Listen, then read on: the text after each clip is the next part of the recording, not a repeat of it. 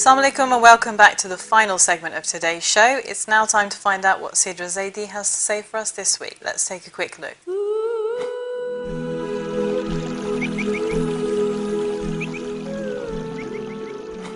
Assalamu alaikum. My name is Sidra and I'm your life coach. This week we are talking about depression, and I'm going to show you one way you can actually lift your depression. Depression is basically a feeling of loneliness, sadness, and one way to actually lift your depression is to do an act of kindness. Kindness is supposed to be the best way to treat your depression. So next time, if you feel a little low or sad, pick up the phone or call your friend or someone who you can help feel better. So next time you feel sad or depressed, you feel a little low, help someone. Make a difference in someone else's life and help them feel better. And the moment you make them feel better or help them feel better, you will feel much better in return, because it is contagious. So as soon as someone feels better with your act of kindness, you will feel the same. And the lower you feel, the more act of kindness you do. Or actually, you can take it one step further. You can actually take kindness a step forward by helping people and telling them to pay it forward. So if you help someone in the bus or friend in their bad times, you can actually ask them to pay it forward and help someone else. So you're not only helping one person, you're actually helping many lives and paying it forward. Good luck with your act of kindness and helping you make a difference in someone else's life. And if you have any questions regarding this, please drop me an email at morningbreak@ahlulbayt.tv. Assalamu alaikum.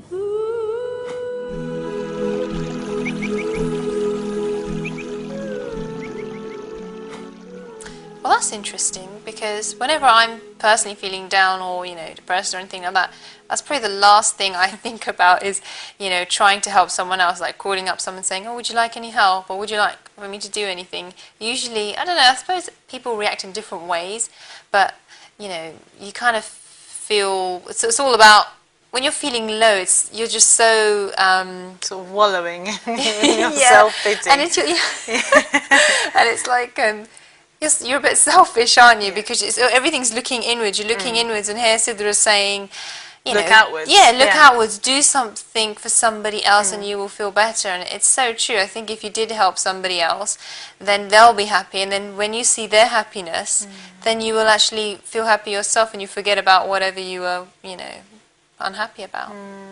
I agree, and I think I personally, when I feel a bit low about something, I always try to find out stories of the Prophets, peace be upon him, or peace be upon them, or even the Imams or anyone from the Ahlul Bayt, because you realise that even though they went through such hardship, they then went on to, like Sidra says, really, they did acts of worship and kindness for other people, despite what they were going through, and it just makes your problem seem like they're not so big a deal, really. So maybe instead of us, well, obviously we can read about it, but to actually go and do that ourselves is a really good step. And I think that feeling of when you've helped someone and they really appreciate what you've done, I think that's a really nice feeling. It would probably help you forget about your worries because you know you've made someone happy. I agree, and inshallah, I will try and do that in future. Okay, well now it's time for our Fact of the Week segment. So Humaira, what fact have you picked out for us today? Well, today I have got a fact about honey, and it is to make 1 kilo of honey, bees have to actually visit 4 million flowers just to make 1 kilo, right? So that actually means they are travelling a distance equal to 4 times around the earth. That's how much they travel to make 1 kilo. Now, just to show you, because when I read this, I was like, wait, hold on, how much is 1 kilo? Yeah. Just to actually show you, this is actually 1 kilogram, yeah? This is obviously sugar.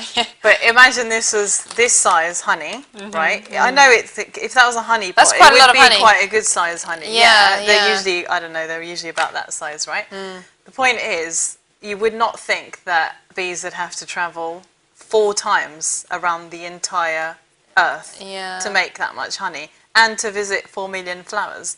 I mean, they do some pretty hard work to make, to get the honey even that much, really. You kind of, I think we take that for granted because it ends up in a jar in front of us, but there's a lot of hard work that Allah's creations put into it. So that's my fact of the week. Wow, that is an amazing, amazing fact. And the fact that the bees, 4 million flowers, that's a lot of buzzing around. And my God, we really do take it for granted, honey. I mean, I know in the Quran, you know, honey is repeatedly mentioned and it's very beneficial. And Sister Masuma on the Nutrition Kitchen talks about honey a lot and how beneficial it is. But wow, like I think next time I look at a jar of honey, I'm going to be a lot more appreciative of the bees' work. And think of the actual distance they've travelled as well. Not even if you forget that they go around, the distance would equal to 4 times around the earth. You know, when I think, you know, say you're sitting in a park and you see bees next to you, you don't think of where they've actually been. I mean, they could have even, you know, they could have travelled way far away from where you're living to constantly collecting, you know, along the way to make that honey. I just think we don't really think about these things, do we? Obviously we know the process of how honey is made, but you don't think about the amount of hard work that goes into it from their side, and it's just another testament to one of Allah's amazing creations. That is, alhamdulillah, subhanallah, that is truly, truly amazing. Well, thank you for that fact. I'll definitely be appreciative of honey from now on. Okay, well, it's actually time for us to wrap up, but just before we do, let's take a look of Humaira's Jara video journal.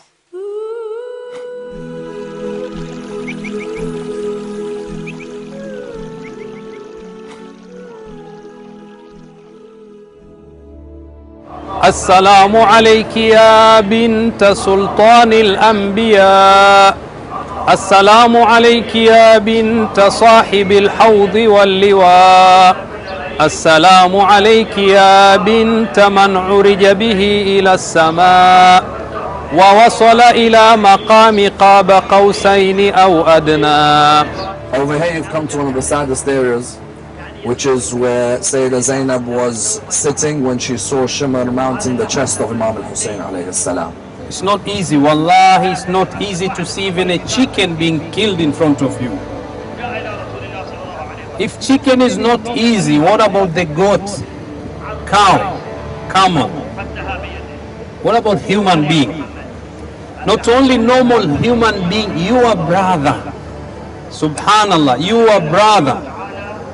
So close, brother, to see him being slaughtered in front of you.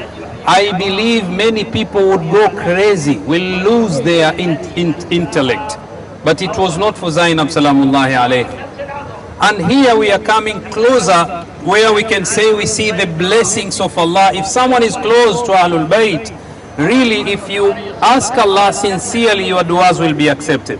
We see here, was Lady Zainab, was she a ma'suma? Was she imam like other imams? No, she was not. But because of her attachment to Allah subhanahu wa ta'ala, she did dua. As you can see clearly, the earth went above in order for her to see. So we believe if we go there, we ask Allah subhanahu wa ta'ala sincerely, our duas will be accepted insha'Allah.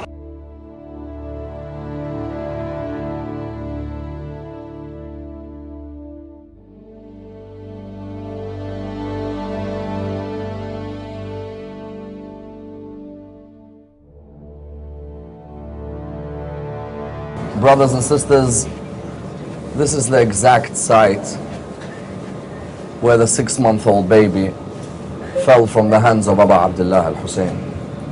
Assalamu ala Rasulillah, Assalamu ala Amir al-Mu'mineen, Assalamu ala Fatimat al-Zahra, Sayyidati Nisa'i al-Alameen, السلام على الحسن والحسين سيدي شباب أهل الجنة السلام على عبد الله بن الحسين الطفل الرضيع المرمى الصريع.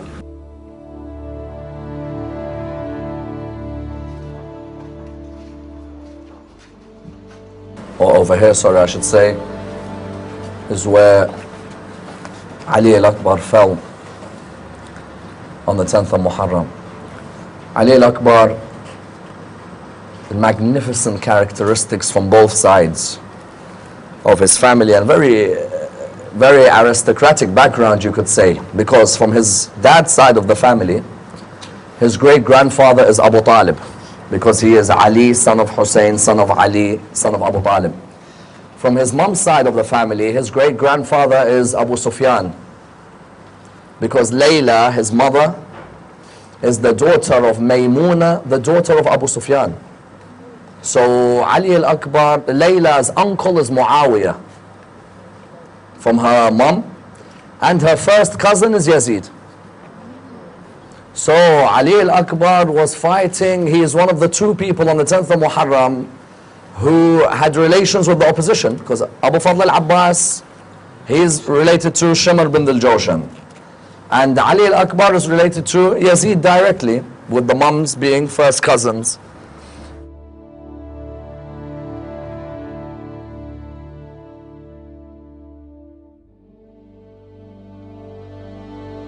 I think the fact that Imam Hussein had such young kids to sacrifice for his life should show the people who are watching this and who've read about this that this wasn't a political move or anything like that, because you wouldn't take your children for sacrifice. And the fact that the 6-month-old Ali Asghar could be taken for sacrifice as well, in return give a smile to his father, shows that this wasn't just a small thing, but a miracle from God as well. And Ali Akbar should be a role model to us youths, that we should be in the front line in everything, the way he was in the front line, to go towards his father and ask his father for permission to go to the battlefield first. And it shows that the relationship between a father and a son should be such that it shouldn't be something hard for a son to ask his father for permission for anything in that matter, and for the father to give permission for anything in that matter, as long as it's in line with Islam and in line with religion. There should be some form of relation, that we see how the father sacrificed for his son when he came back saying he was thirsty, and the prayer of a mother as well. That's why it shows that when Layla prayed to Allah that, can I please have my son back to me, and we saw we saw the son coming back, and that shows the power of a mother. That's why let's not take our mothers for granted as well, for their prayer is a big power as well.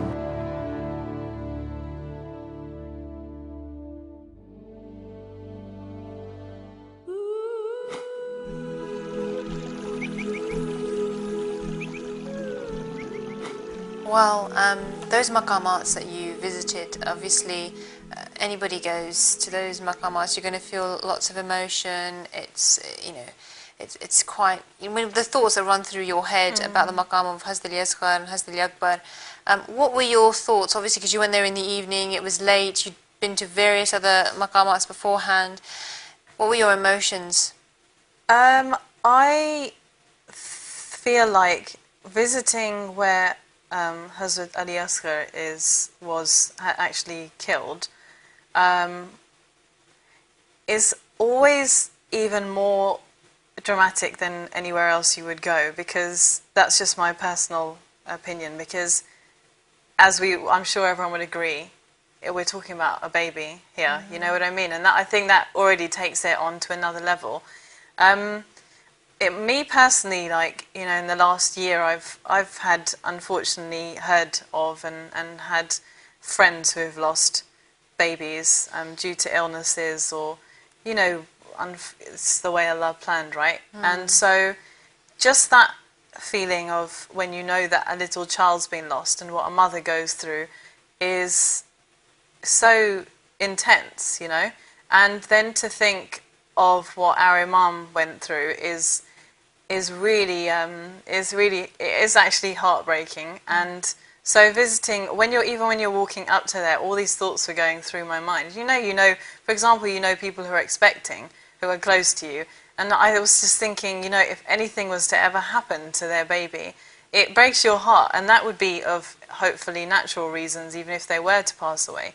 To think of someone actually shooting an arrow into a baby's neck is on a completely different level. And me personally, when I was walking up to there, I was just constantly thinking about how I'd heard in Muharram, I'd heard a lecture about how when the arrow was shot into Hazrat Ali Asgar's neck, Imam Hussain, he raised Imam Ali Asgar to the sky, and he said, "Oh Allah, it gives me such comfort to know that you are watching." And that really shook me during Muharram. Two things shook me. One was that, and one was about Hazrat Ali Akbar. It shook me because I'm sure everyone who didn't know that and has just heard me say that, to think of a father who's, or not even a father, anyone who's holding a baby in their hand, but on top of that a father, after everything our Imam had been through as well, to think of him just saying that it gives him comfort to know that Allah is watching, I think that is like a testament to his faith, you know. So to not react, to not go crazy, to not break down, and just the imagery, I don't really even want to say it, but you know, that how people during Majlis explain how Ali Asgar's body was reacting to the arrow that was being shot.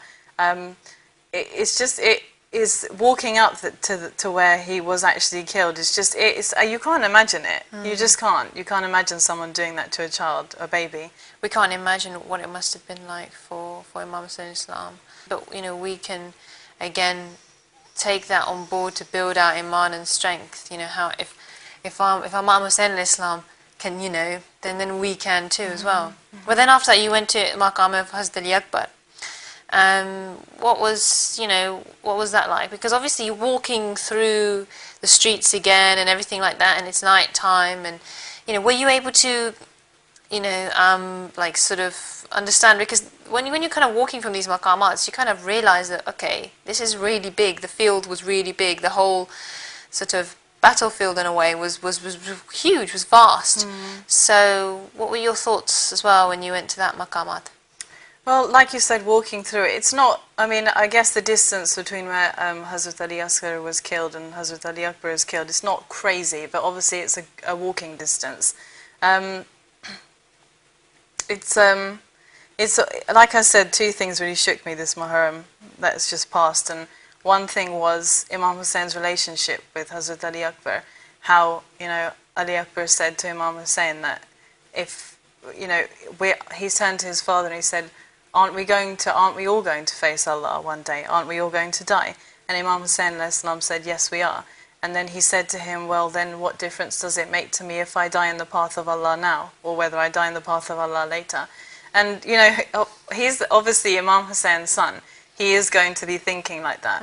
But just to think of him being really young and the way that the manner in which he was killed is, again, to go from that to that, it's very intense. It is really hard to take in. Well, inshallah, I hope that all of our viewers get to go and do ziyarah in Iraq. Inshallah. Okay, well, that has brought us to the end of the show. Please do join us next week, but we'll be back with more features for you. And don't forget, if you have any comments or suggestions or ideas for future shows, please do email us at morningbreak@ahlulbayt.tv. But until then, we will see you the same time next week, inshallah, from both myself and Fatima. Assalamu alaikum.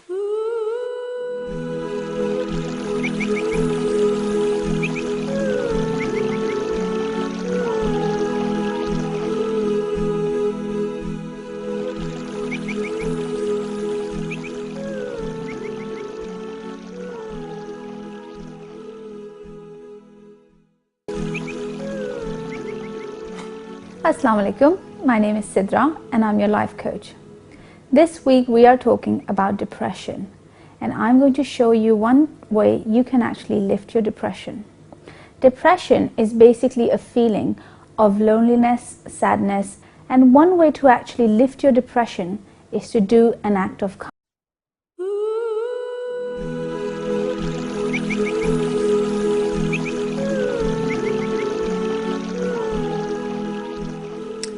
Assalamu alaikum and welcome back to the final segment of today's show. It's now time to find out what Sidra Zaidi has to say for us this week. Let's take a quick look. And help them feel better. And the moment you make them feel better or help them feel better, you will feel much better in return, because it is contagious. So as soon as someone feels better with your act of kindness, you will feel the same. And the lower you feel, the more act of kindness you do. Or actually, you can take it one step further. You can actually take kindness. Kindness is supposed to be the best way to treat your depression. So next time, if you feel a little low or sad, pick up the phone or call your friend or someone who you can help feel better. So next time you feel sad or depressed, you feel a little low, help someone. Make a difference in someone else's life. A step forward by helping people and telling them to pay it forward.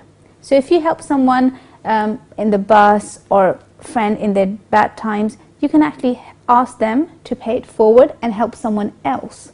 So you're not only helping one person, you're actually helping many lives and paying it forward. Good luck with your act of kindness.